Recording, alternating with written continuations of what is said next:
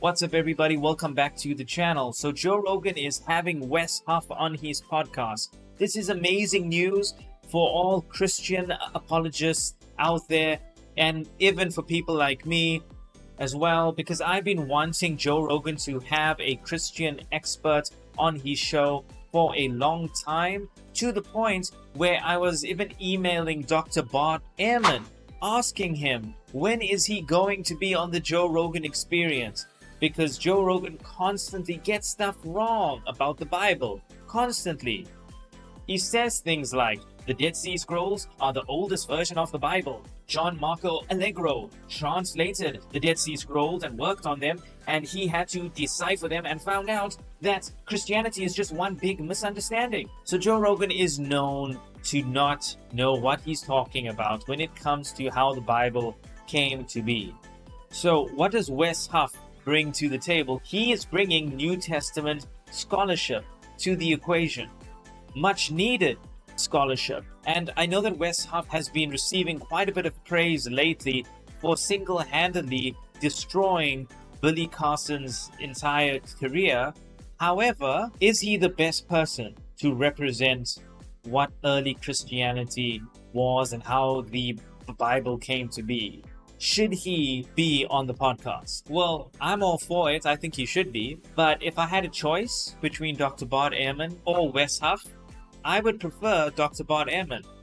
Why, you may ask? I mean, after all, Dr. Bart Ehrman is not a Christian. Well, that's exactly why I'd want him on the show. Because he can talk about early Christianity without being biased. Because here's what is probably going to happen. For those of you who think Joe Rogan is a meathead, you are wrong. He's not. He speaks to some of the most smartest people in the world. And he's been doing this for years. So clearly the guy is really intelligent.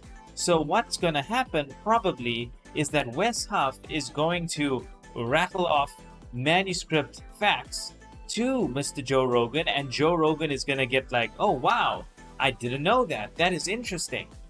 But then Wes Huff is probably going to dip his toe in the Christianese lingo, where he's going to take that leap from manuscript facts to Christian faith. And that's when things are going to get a little bit sketchy, because Wes Huff on one part can say things that make total sense. Things like, the New Testament is basically the same from what the authors wrote down back then to what we have in our hands today. Now that is a fact. But then Wes will then bounce to the other part, which is the core of the Christian faith, that God had to come down in human flesh, have himself killed to appease himself for the sins that people transgressed against himself.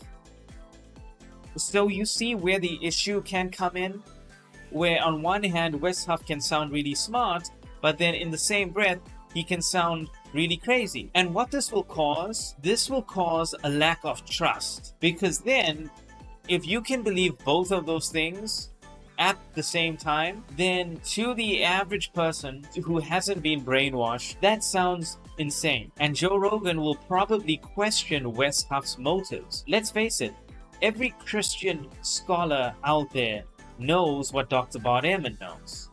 Yet Dr. Bart Ehrman is a agnostic. So how can that be? Well, I think we all agree on the facts, but only some of us ignore the hard questions that make us uncomfortable because we don't want to know the answers. And my bet is that Joe Rogan will pick up on that closed-mindedness that Wes Huff has, and it might end up even pushing Joe Rogan further away from Christianity. So to all you Christians out there, don't get too excited. This plan of yours could backfire. It really could. But I'm all for a lack of disinformation on the internet, and Wes Huff, he is going to bring the heat. He is going to bring all of the facts with him, and I'm looking forward to Joe Rogan being educated on this stuff. Though I still would have preferred it be Dr. Bart Ehrman. I mean, after all, Bart Ehrman did totally destroy William Lane Craig and even Michael Licona in every debate they've ever had. So yeah, Bart Ehrman would have been my pick.